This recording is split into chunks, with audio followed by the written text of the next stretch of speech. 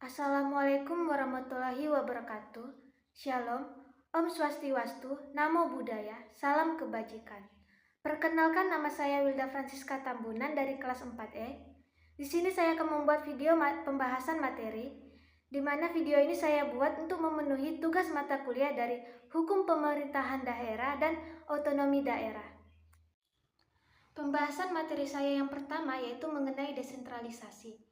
Desentralisasi merupakan sistem pemerintahan yang lebih banyak memberikan kekuasaan kepada pemerintahan daerah.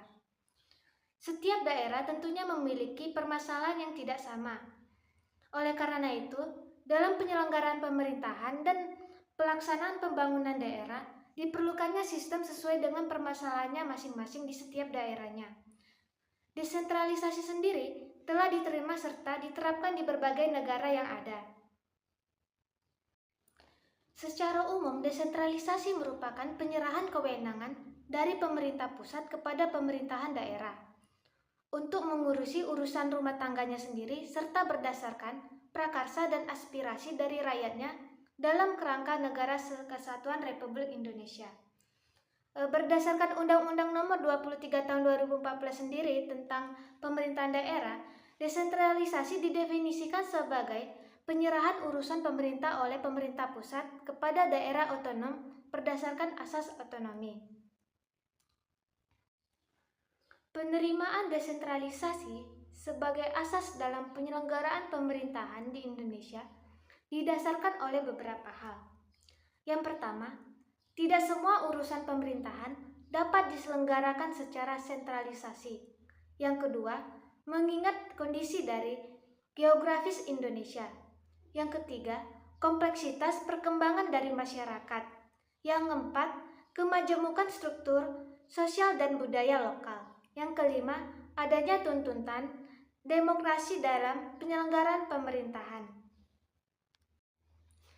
Terdapat beberapa dasar hukum dari penyelenggaraan asas desentralisasi di Indonesia. Yang pertama yakni Undang-Undang Dasar Negara Republik Indonesia 1945, tepatnya pada pasal 18, 18A, dan 18B. Ketiga pasal ini baru diputuskan pada amandemen Undang-Undang Dasar Negara Republik Indonesia, yaitu pada amandemen kedua, tepatnya pada tahun 2000. Keberadaan pasal mengenai pemerintahan daerah ini merupakan wujud semangat dari pelaksanaan otonomi daerah yang lebih baik dan menghindari praktek penyelenggaraan negara yang cenderung ke arah sentralisasi. Dengan adanya ketiga pasal ini, maka penyelenggaraan otonomi daerah dapat menggunakan asas desentralisasi yang berarti pemerintahan daerah benar-benar diserahi kewenangan dan kekuasaan untuk mengatur sendiri urusan rumah tangga daerahnya, beserta rakyat yang tinggal di dalamnya. Yang kedua yakni ketetapan MPR Republik Indonesia nomor 15 MPR 1998. Pada ketetapan MPR ini membahas mengenai penyelenggaraan otonomi daerah di Indonesia. Selain itu, ketetapan ini juga turut mengatur mengenai beberapa urusan pengaturan, pembagian, dan pemanfaatan sumber daya nasional yang berkeadilan. Ketetapan ini dikeluarkan bertepatan dengan adanya era demokrasi reformasi. Pada era ini, rakyat sangat mengecam pelaksanaan penyelenggaraan negara yang mengutamakan asas sentralisasi, di mana rakyat sendiri merasa jika pelaksanaan sentralisasi ini tidaklah merata.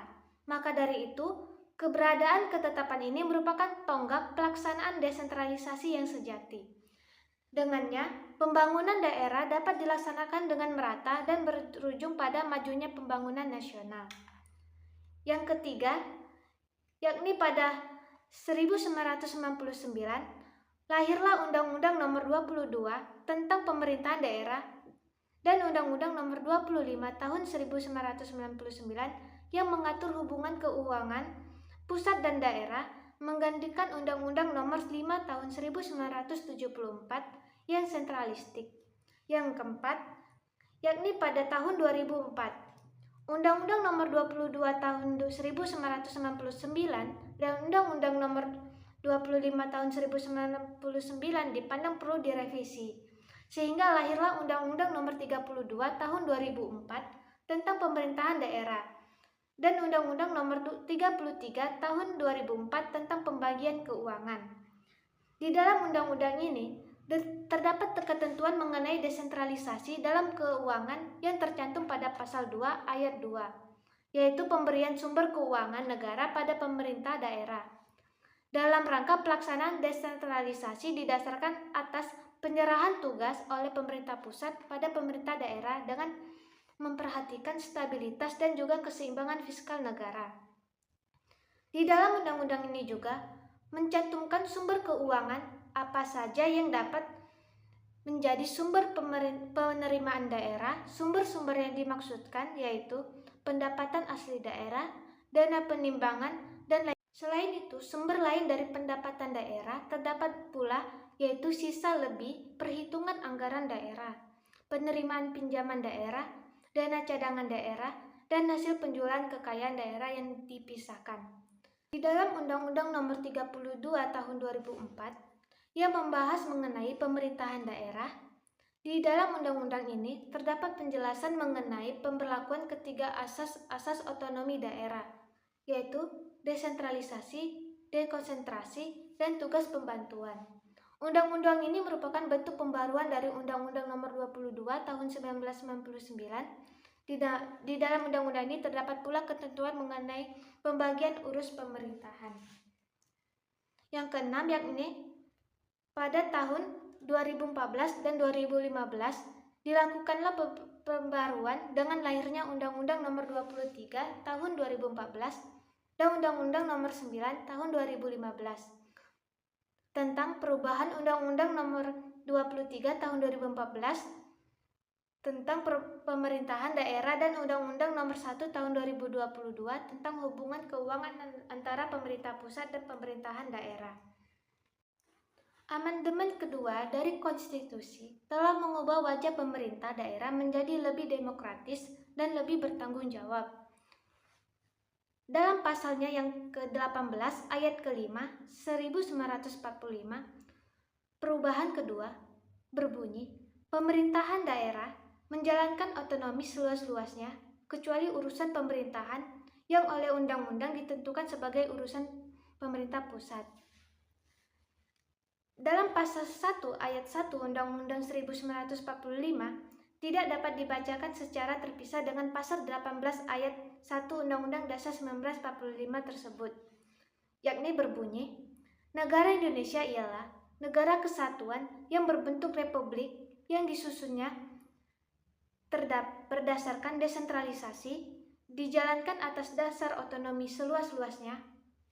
Menurut pasal 1 ayat 1 Undang-Undang Dasar Negara Republik Indonesia 1945, Jansta, pasal 18 ayat 1 dan 5 Undang-Undang Dasar Negara Republik Indonesia tahun 1945. Pemerintah dan pemerintahan merupakan hal yang berbeda. Keduanya memiliki definisi yang berbeda, di mana pemerintahan merupakan kumpulan dari badan-badan kenegaraan tertinggi atas suatu badan kenegaraan tertinggi yang berhak memerintah di wilayah atau negara, seperti raja, presiden, atau perdana menteri. Dr. Utrecht dalam bukunya Pengantar dalam Hukum Indonesia mendefinisikan pemerintahan daerah sebagai kumpulan semua badan kenegaraan yang berkuasa memerintah dalam arti kata yang luas, termaksud semua badan kenegaraan yang berkewajiban menyelenggarakan kesejahteraan umum, yaitu badan-badan kenegaraan yang bertugas membuat peraturan atau legislatif, badan-badan negara yang bertugas menyelenggarakan dan mempertahankan peraturan yang dibuat oleh badan-badan yang disebut pertama yaitu eksekutif, badan-badan yang bertugas mengadili yaitu yudikatif. Pemerintahan dalam arti luas dan dalam arti sempit. Dalam definisi pemerintahan dalam arti luas, memiliki definisi sebagai penyelenggaraan pemerintah oleh lembaga-lembaga kekuasaan di daerah yang dalam perkembangannya di Indonesia terdiri dari kepala daerah dan DPRD, yaitu Dewan Perwakilan Rakyat Daerah. Dalam arti sempit, ialah hanyalah penyelenggaraan oleh kepala daerah saja. Menurut Undang-Undang Nomor 23 Tahun 2014, pemerintah daerah didefinisikan sebagai penyelenggaraan urusan pemerintahan oleh pemerintah daerah dan DPRD menurut asas otonomi dan tugas pembantuan dengan prinsip otonomi seluas-luasnya dalam sistem dan prinsip NKRI sebagaimana dimaksud dalam Undang-Undang Dasar 1945. Di dalam Undang-Undang Nomor 23 Tahun 2014 juga mendefinisikan pemerintah daerah adalah kepala daerah sebagai unsur penyelenggara pemerintahan daerah yang memimpin pelaksanaan urusan pemerintah yang menjadi kewenangan daerah otonom. Ada pula yang dimaksud dengan DPRD yaitu Lembaga Perwakilan Rakyat Daerah yang berkedudukan sebagai unsur penyelenggaraan pemerintahan daerah. Dasar pemikiran pelaksana pemerintah daerah merupakan salah satu aspek struktural dari suatu negara sesuai dengan pandangan bahwa negara merupakan sebuah organisasi jika dilihat dari sudut ketatanegaraan.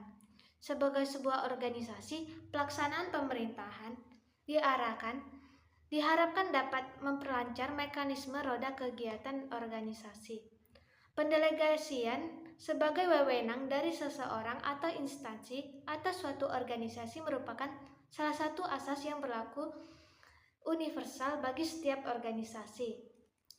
Penyelenggaraan pemerintah daerah sesuai dengan amanat Undang-Undang Dasar Negara Republik Indonesia tahun 1945, yaitu pemerintahan daerah yang mengatur dan mengurus sendiri urusan pemerintahan menurut asas otonomi dan tugas pembantuan diarahkan untuk mempercepat terwujudnya kesejahteraan masyarakat melalui peningkatan pelayanan, pemberdayaan, dan peran masyarakat, serta peningkatan daya saing daerah dengan memperhatikan prinsip demokrasi, pemerataan keadilan, keistimewaan, dan kekhususan suatu daerah dalam sistem negara kesatuan Republik Indonesia. Pemerintahan daerah dalam rangka meningkatkan efisiensi dan efektivitas penyelenggaraan otonomi daerah perlu memperhatikan hubungan antara susunan pemerintah dan antar pemerintah daerah, potensi dan keanekaragaman daerah, aspek hubungan wewenang memperhatikan kekhususan dan keragaman daerah dalam sistem negara kesatuan Republik Indonesia. Konsep pemisahan dan pembagian kekuasaan. Kekuasaan dan kewenangan yang dimiliki akan dipisah menjadi sejumlah kelompok, sehingga pemerintahan tidak berada di satu kekuasaan saja. John Locke memisahkan kekuasaan menjadi legislatif, eksekutif, federatif. Sedangkan Montesquieu memisahkan kekuasaan menjadi legislatif, eksekutif, dan yudikatif. Pembagian kekuasaan bertujuan untuk memungkinkan penyalahgunaan kekuasaan yang dilakukan oleh aparat penyelenggara negara dapat dicegah. Mariam Budiarjo memisahkan secara horizontal dan pemisahan secara vertikal. Pembagian kekuasaan secara horizontal merupakan pembagian kekuasaan berdasarkan fungsi suatu lembaga. Sedangkan pembagian kekuasaan secara vertikal merupakan pembagian pemerintahan pusat dan pemerintahan daerah. Selanjutnya yakni mengenai sejarah dari otonomi daerah. Perjalanan dari sejarah otonomi daerah selalu ditandai dengan lahirnya undang-undang yang menggantikan produk yang lama. Di era kemerdekaan, Pasal 1 Undang-Undang Dasar Negara Republik Indonesia 1945 menetapkan negara Indonesia merupakan negara kesatuan yang berbentuk republik.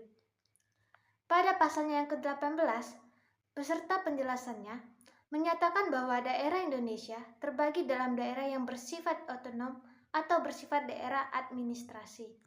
Dari masa ke masa, undang-undang yang mengatur terkait otonomi daerah selalu diperbaharui seiring berjalannya waktu, di mana undang-undang yang baru menggantikan produk sebelumnya. Dengan demikian, yang melatar belakangi otonomi daerah secara nyata di Indonesia adalah ketidakpuasan masyarakat yang berada di daerah yang kaya sumber daya alam, namun kehidupan masyarakatnya tetap berada di bawah garis kemiskinan. Dengan hal ini, maka perjalanan dari otonomi daerah selalu mengalami perubahan seiring berjalannya waktu.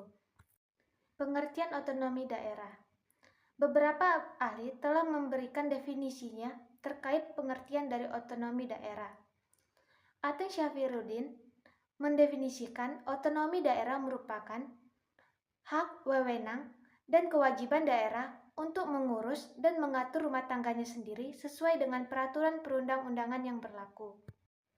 Bagirmanan mendefinisikan otonomi adalah kebebasan dan kemandirian satuan pemerintahan lebih rendah untuk mengatur dan mengurus sebagian urusan pemerintahan.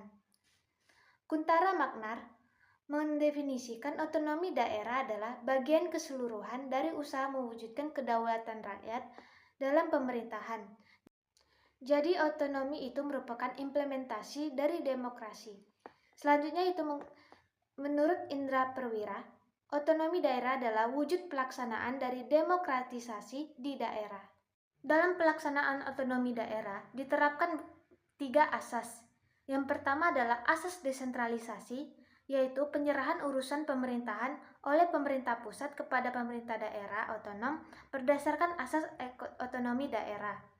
Yang kedua adalah asas dekonsentrasi, yaitu pelimpahan sebagian urusan pemerintahan yang menjadi kewenangan pemerintah pusat kepada gubernur sebagai wakil pemerintah pusat kepada instansi vertikal di wilayah tertentu dan bupati wali kota sebagai penanggung jawab urusan pemerintahan umum.